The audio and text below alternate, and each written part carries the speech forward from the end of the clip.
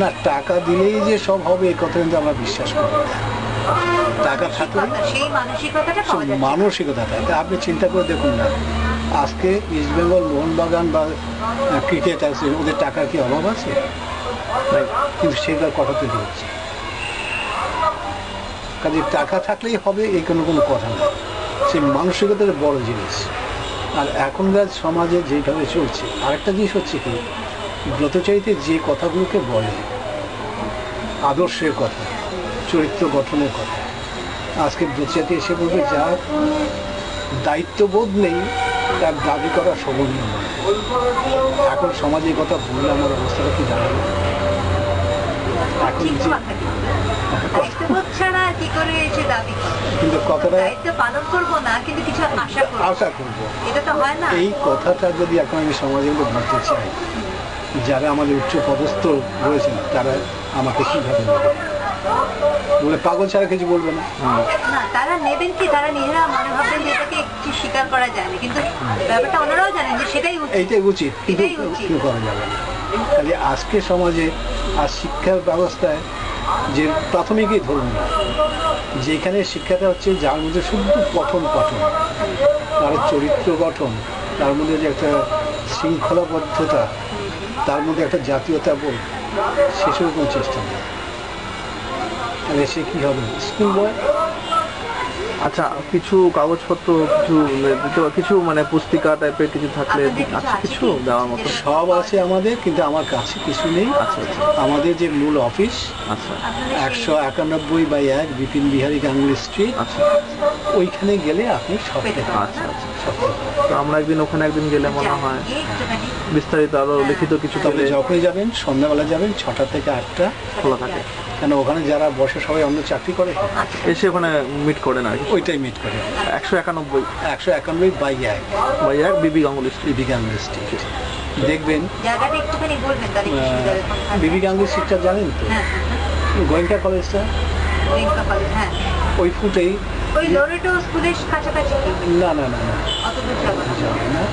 আপনার ওই আমার স্ট্রিট আর বউবাজার মোড়ের মাঝামাঝি পড়েছে, বাদিকেই দেখবেন নিচে একটা বিরাট সোনাদুল দত্তগিনি প্যালেস, ওইটারই দোতলাটা। 191, অসুবিধা হবে না। দত্তগিনি প্যালেসটা খেয়াল বলতে বড় দোকান, ওটা এটা উপরতলাটা। মোটামুটি পশ্চিমবঙ্গে কাজ হচ্ছে, আমাদের না কাজ চলছে, কিন্তু আমাদের প্রচার নেই, কিছুই প্রচার নেই। প্রচারটা দরকার। এখন যেরকম ভাবে একটা অবক্ষয় এসছে, প্রচারটা কি করে করবে?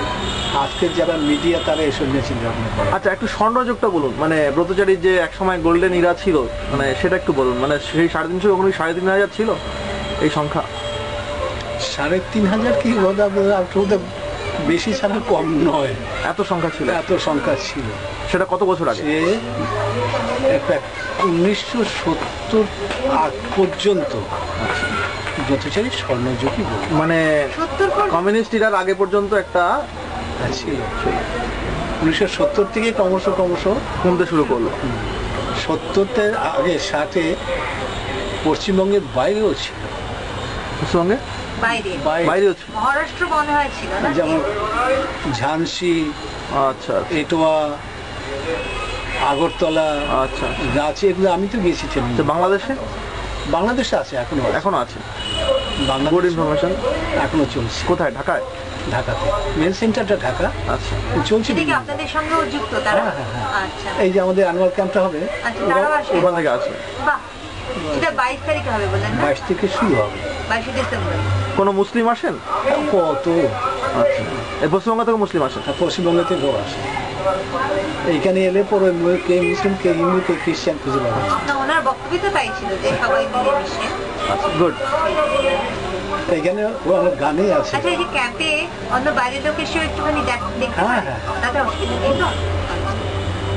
দত্ত কোন যুগে তার গান লিখেছে, আমরা মানুষ দল, আমাদের পরিচয় একটা, আমরা মানুষ দল, এই মনের ছন্দে মোরা আনন্দ উৎসব।